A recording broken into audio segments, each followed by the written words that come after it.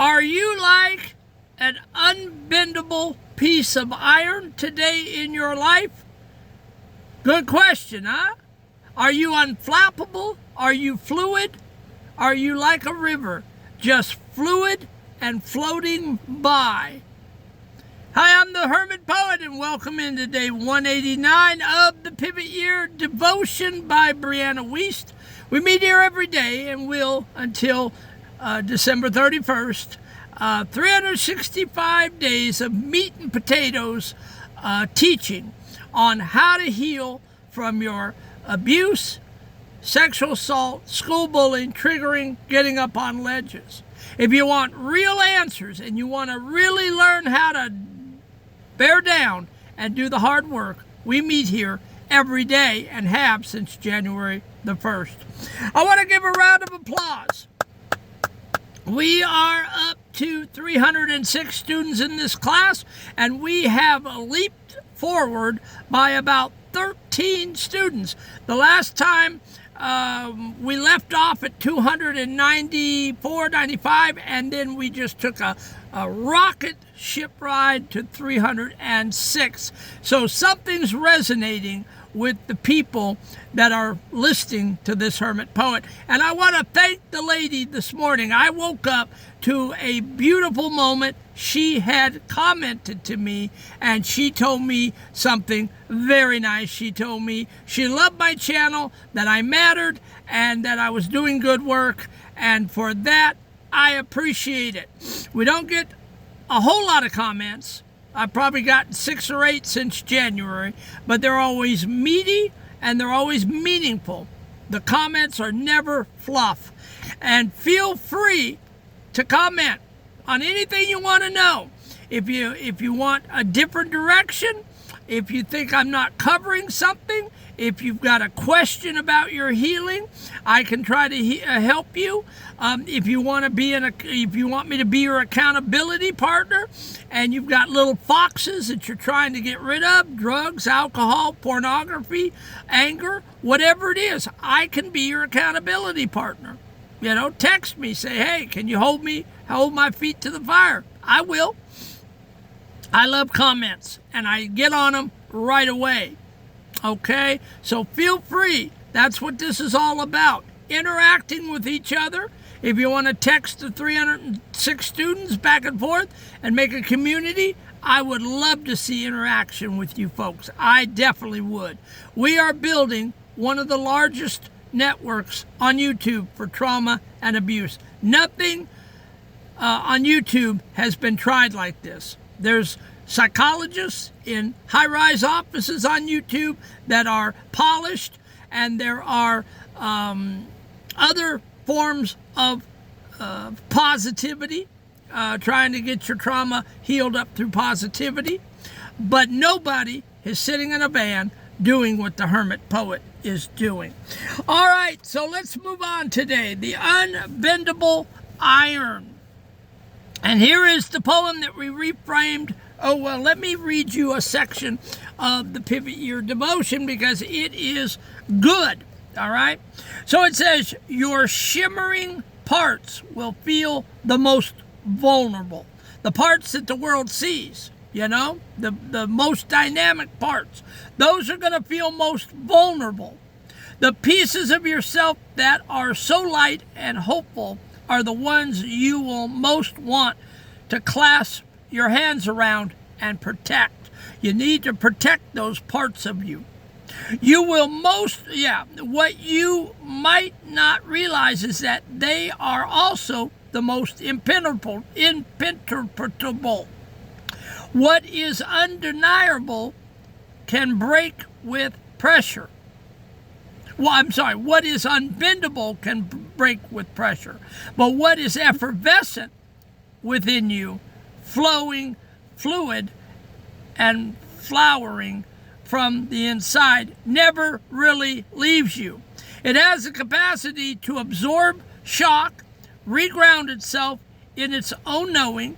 It has no need to press back against criticism. You don't need to answer criticism and insults and barbs and digs. You don't need to do that.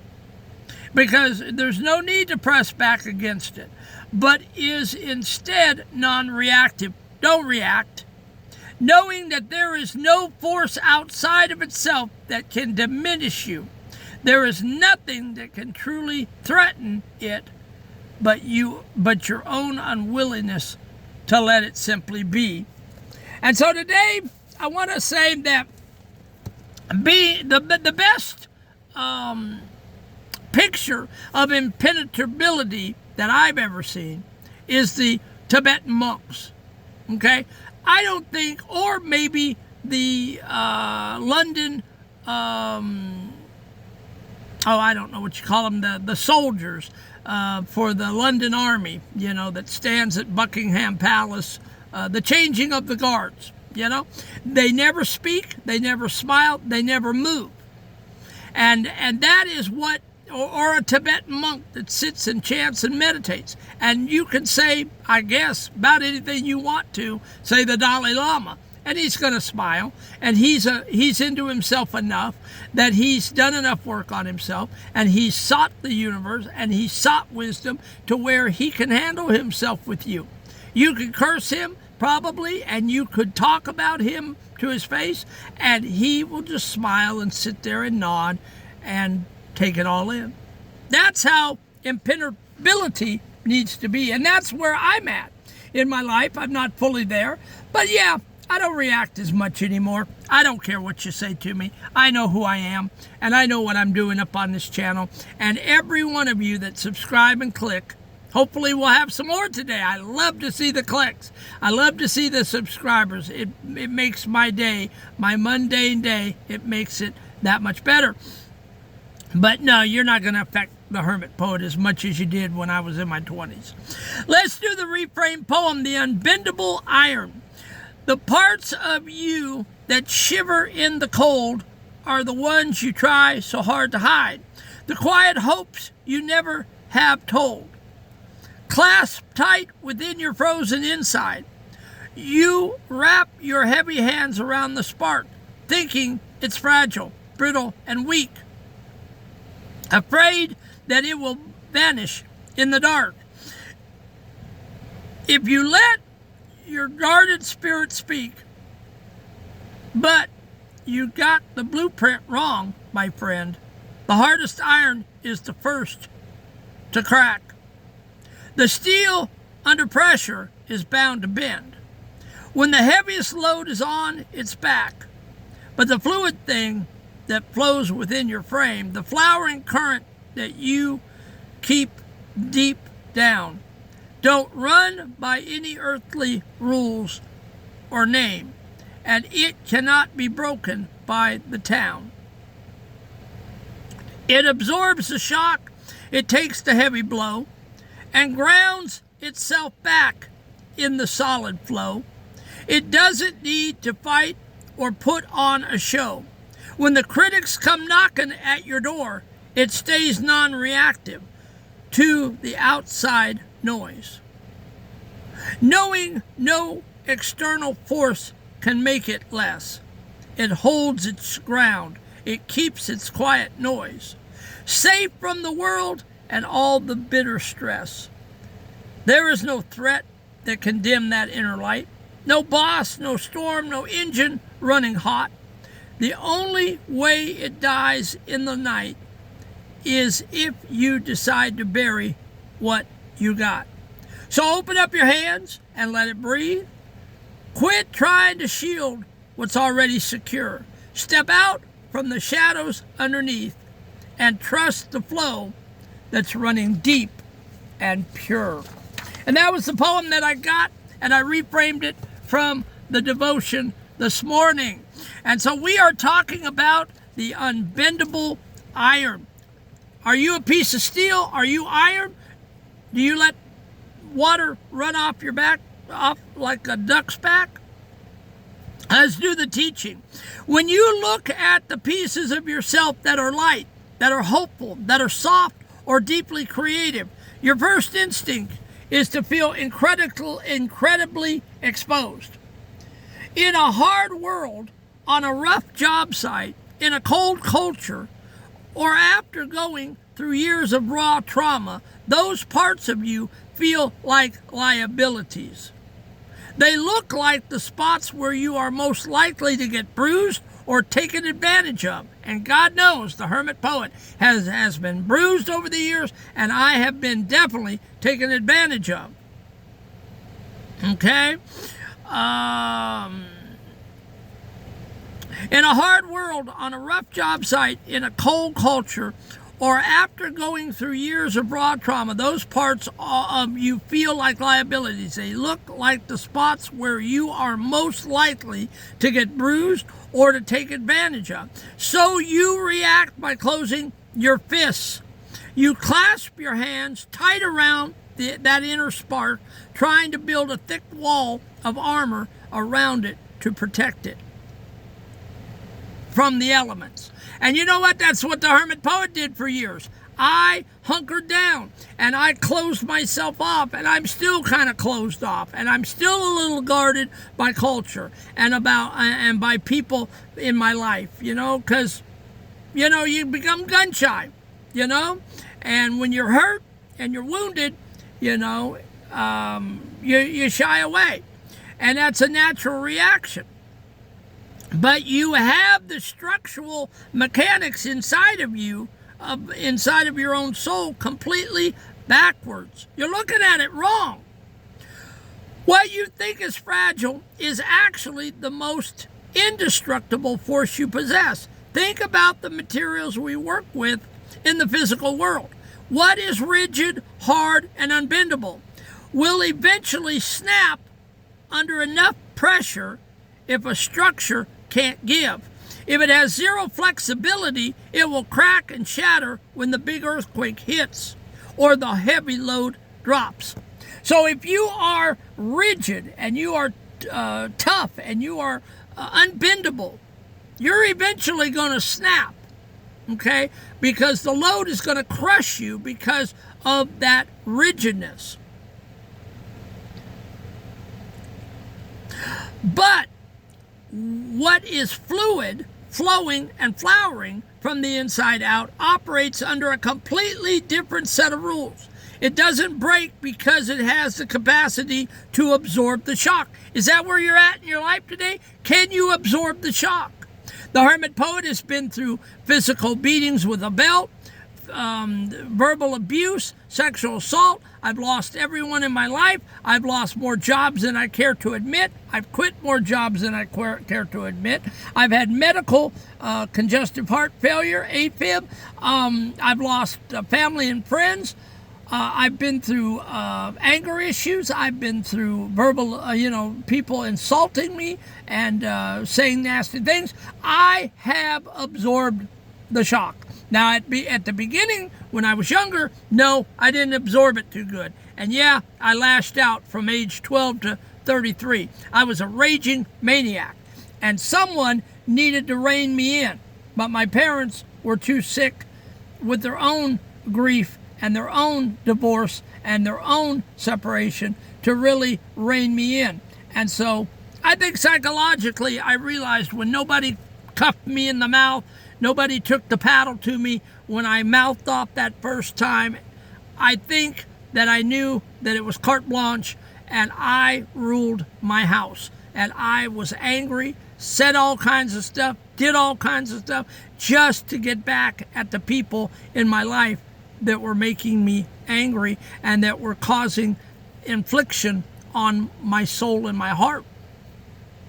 And it's sad to say that when I lost my last family member in 2006, my mom, I finally got the monkey off my back. And all of that anger in my life really started to subside. And then last June, when I had my creative orgasm and I got those 600 poems out on paper, that's when I really lost it all. And I got it all out, and then I became fluid, and I became a flowing river, and now I don't let as much bother me. It's like come see, come sigh. Whatever will be, will be. Now, I can't say I'm perfect at it, but I do practice letting stuff run off my back like a duck. Okay? We got to hurry. We're running out of time here. That light inside of you, your core truth, your capacity to hope, your authentic spirit never truly leaves you. It doesn't need you to fight its battles. It has no need to press back against criticism, to argue with the people who don't understand you, or to prove its worth to a cynical world. No, you don't need to do all that, because in the end, you're going to win just by being immovable. It has no need, it is completely non-reactive because it operates on a level that doesn't depend on outside approval. I don't need your approval. No. I like it. I like when you give me comments in the comments. I like when you tell me you're doing a good job, the channel's working, keep going. I love it. But you know what? Deep down inside, the Hermit Poet knows who he is up here. I have got a God-given ministry to do hermit poet, trauma poetry, and abuse, and to talk about healing with you folks. That is my mission in life, and I do it the hermit poet style. Now, some people probably don't like it. Some people think maybe I'm too animated, I yell too much. Maybe some people think I'm boring, I read too much on the notes, I don't comment enough. I don't care, frankly. I do, but in a metaphorical way, I don't care what you think. Okay? Because I am who I am inside, and it's taken me 50 years to get here. Jeff loves Jeff. The Hermit Poet loves the Hermit Poet. And if you don't love me, that's okay. At the end of the day, come see, come sigh, whatever will be, will be. The light inside of you, your core truth, your capacity to hope, your authentic spirit never truly leaves you. It doesn't need you to fight its battles. The only real threat to that beauty, that resilient part of you, is your own hands. When you, not the world, not your friends, not your family, when you choke it out, you hide it away, or you refuse to let it see the sun because you are too afraid of being judged. And so many people don't want to be judged. So many people don't want to be criticized. So many people don't want to have a negative thought. And we're raising children like that in this world today. These namby-pamby parents who won't discipline will just always tell their children that they are the cat's meow, that they are God's gift to the world, and that you're your child's friend rather than being a parent, a coach, and a mentor. Okay, we are raising a generation of wallflowers in this culture today that cannot withstand anything. I know, I work with some. And when the storms of life come, they're going to be rigid. They're going to be set in their way. They're going to clench their jaw, and the pressures are going to smash them. You've got to be light and airy and flowing, and you cannot take yourself too serious, nor can you take what people are saying about you too serious. When you choke it out, when you hide it away, or you refuse to let it see the sun because you are afraid of being judged. Well, we all are judged. Every day you walk out into the sun, we're judged. Everybody has an opinion of everything. This is an opinionated culture. Everybody has an opinion, whether they know their head from their rear end or not. Take a look at Fox, take a look at CNN, take a look at talk radio across the country. People are pontificating about everything, and they don't know their head from their hiney. But they're up there speaking their truth. You got to let it roll off your back like a duck. You can't get upset. We got to go. It's almost 20 minutes, and this Hermit Poet is rattling on too much. The application. Today you are going to practice dropping your guard. You need to stop exhausting yourself by trying to play the part of the bulletproof man who has no soft edges. Take an honest look at where you are spending your energy, reacting to critics, trying to prove people wrong, or hiding your true passions, like you're riding your faith or your creativity, because it feels safer to keep them locked away.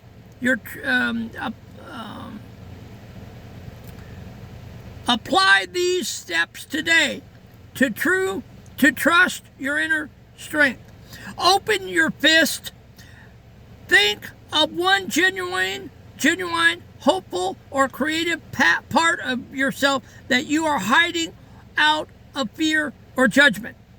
Visually picture yourself opening your hands and letting that part of you take up space in your mind.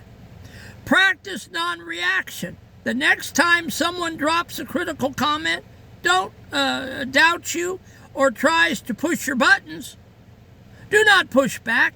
Do not argue. Stand firm in your own boots and remind yourself their opinion cannot diminish me. The steel inside my frame, I don't need to defend what is already secure. Let it simply be. Take one concrete action today that honors the soft or creative side of you. Write a line, share a kind word with someone who needs it, or simply allow yourself to feel hopeful about the future without qualifying it with a worry. You don't need to shield the light. You just need to get out of its way and let it shine. We got to run. It's 21 after. Just know that you need to become more and more monk-like, more and more laissez-faire, more and more come see, come sigh.